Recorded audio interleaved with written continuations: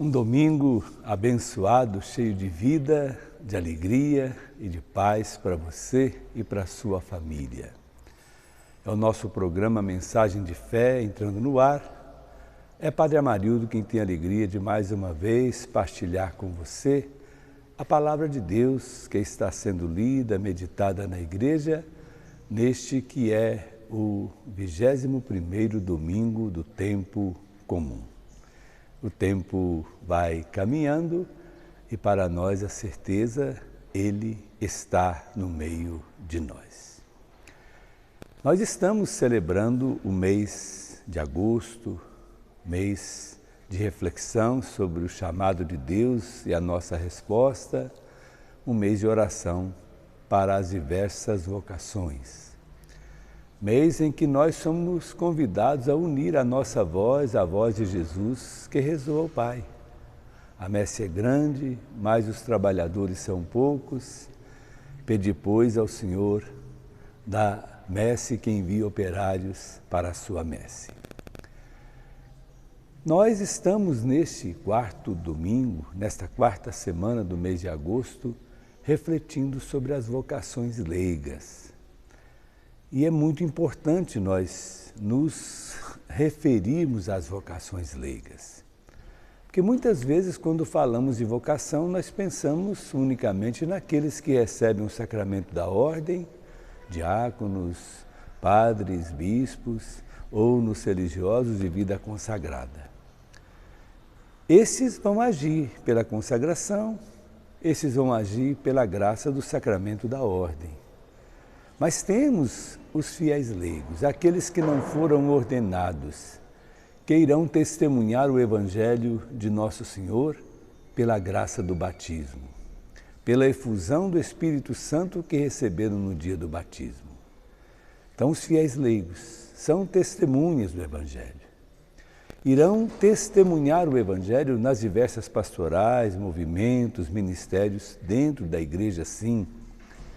Mas o lugar específico da sua missão é no mundo, na família, no trabalho, no exercício da profissão, na cultura, na vida econômica, na vida política.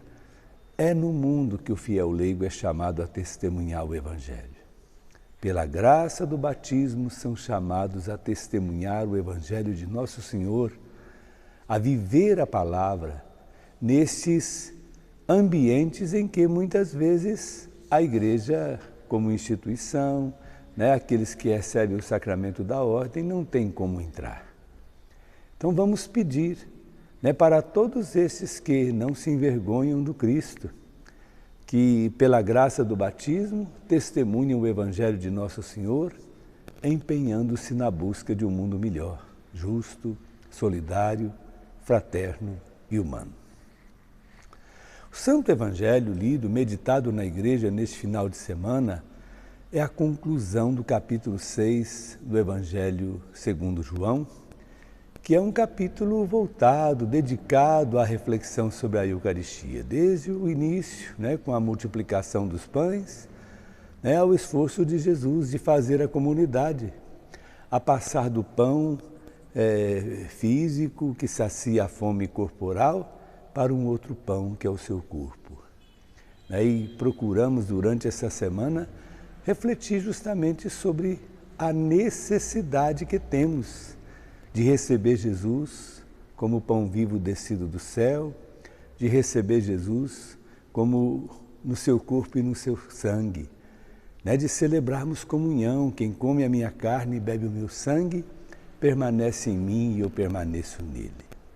Mas esta palavra de Jesus, que disse que o seu corpo é alimento, que o seu sangue é alimento, foi motivo de escândalo para muitos, que imaginavam que Jesus estivesse ensinando a comer a sua carne física, biológica, E muitos se afastaram de Jesus, ao que Jesus fez uma pergunta: vocês também não vão?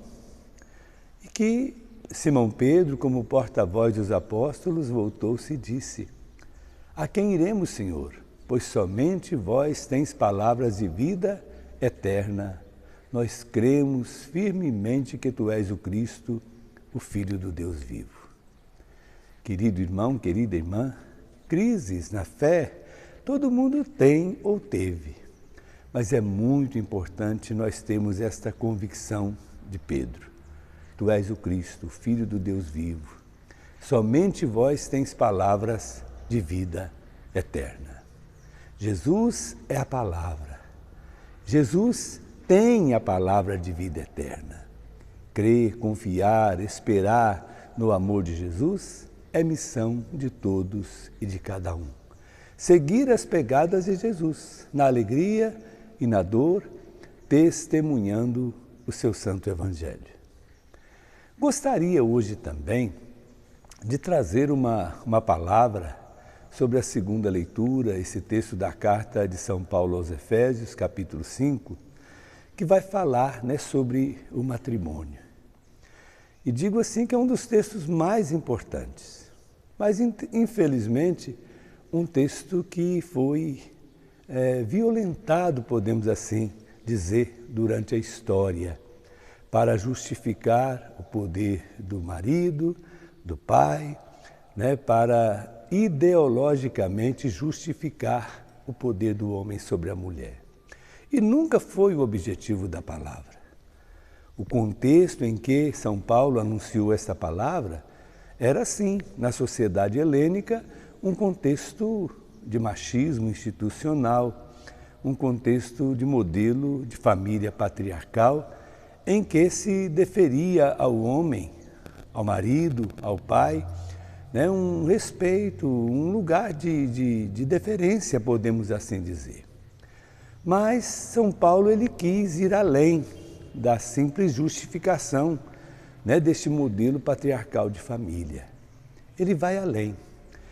É este, com certeza, o documento mais antigo em que vemos a reflexão sobre o matrimônio, não a partir da cultura, não a partir do poder do homem, não a partir da questão da propriedade, porque muitas vezes era assim que a mulher era tratada na mentalidade antiga.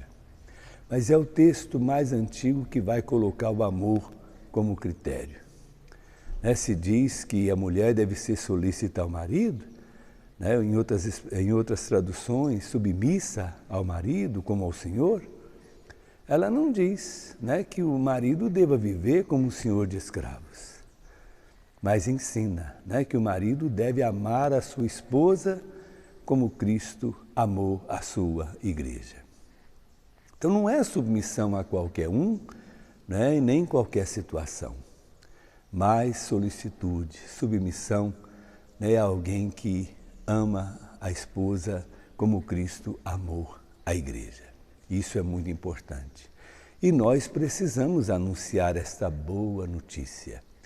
Quando falamos do sacramento do matrimônio, quando falamos do amor matrimonial, nós temos que nos referir sempre a isso. Sobretudo nessa sociedade que conhece tantos crimes contra as mulheres, tantos feminicídios, porque muitos homens tratam as mulheres como se fossem propriedades suas, E não é.